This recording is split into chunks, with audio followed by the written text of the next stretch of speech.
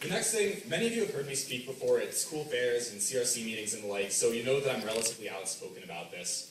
And today I'm actually not going to speak solely about testing. That's what I wrote down that I would speak about, but I'm going to go ahead and talk about the modern educational paradigm and how we as a state can start to shift that and pave the way into a better future in which we renovate the educational system in such a way that it's more effective.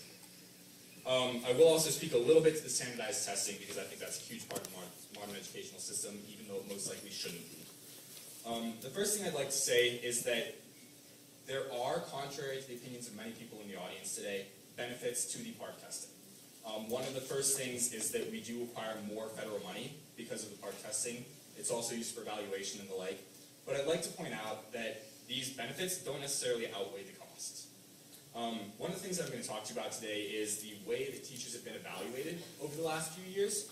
I don't know how many of you know this, but for teachers that teach, say, music and art, more of their evaluation is actually based on how the students that they teach perform on standardized tests in reading and mathematics than is based on what the students say about how the teacher does.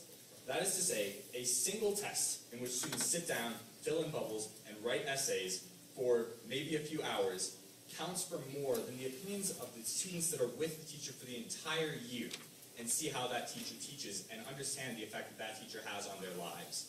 So I'd like to point out how flawed that is.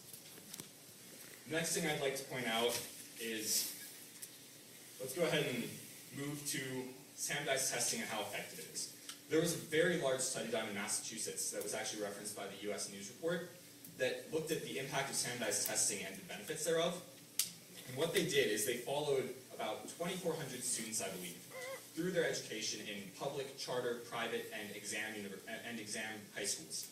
And what they found is that students, even if their test scores improved, the only thing that improved was crystallized intelligence. That is, their ability to recall information.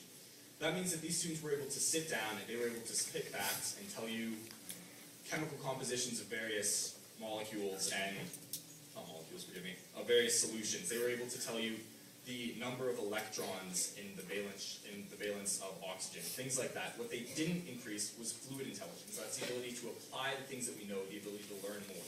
The only thing that increased was recall. And in the computer age, we really don't need that. If I want to know the year that somebody died, I can pull out my phone and Google it. It takes me 3 seconds. I don't need to be able to recall that offhand. What we really need is a system that teaches fluid intelligence. Is it okay if I take just about 30 more seconds? Very sorry, guys. I'll make this as fast as I can. All right, it's coming off of somebody else's period. Okay? All right, perfect. I'm more important than they are. You had everybody until then. No, so that's the thing that I would really like to stress here. We as students are the most important part of the educational system.